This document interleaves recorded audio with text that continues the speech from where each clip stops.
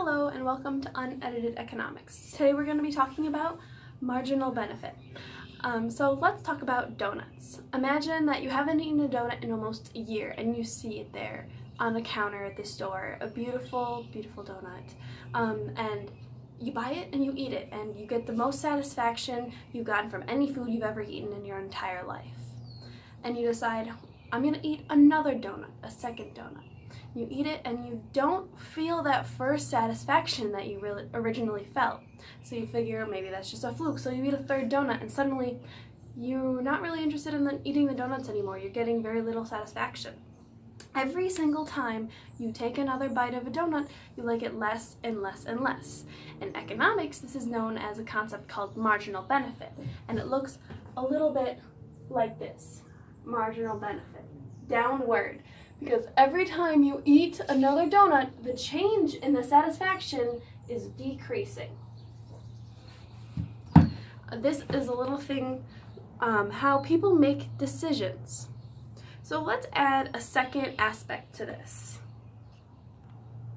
Imagine that you make donuts, and for 2 donuts, it takes X number of flour and a Y number of eggs.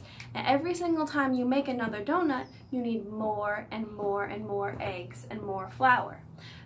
As you continue making the donuts, your costs continue to increase. This is something we know as marginal cost. It is uprising. The more donuts that you make, the more the cost is. You see that? Okay. Now that we've put this marginal benefit and marginal cost together, you see it creates an X. And in between the X, they intersect. This is how many donuts are going to be produced and how many donuts are going to be made. See, if you're willing to make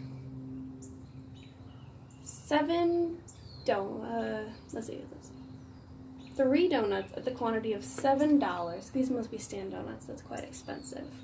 That means the amount of money it takes and effort it takes to make donuts and the amount that people like to eat donuts. In a free market economy, you're going to be making 3 donuts at $7.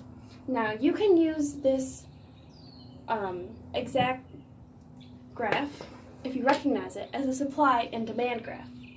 Because in the long run, besides the fact that we're all dead, marginal cost is supply and marginal benefit is demand. The reason marginal benefit keeps decreasing is something known as diminishing marginal returns.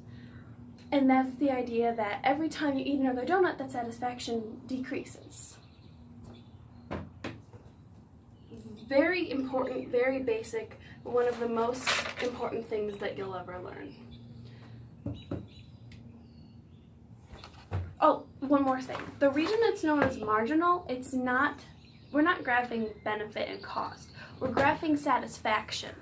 And we measure satisfaction in a unit called utils. And every time you measure that satisfaction after you eat a donut, it decreases. Remember, this isn't about cost and benefit. It's about change in cost and change in benefits.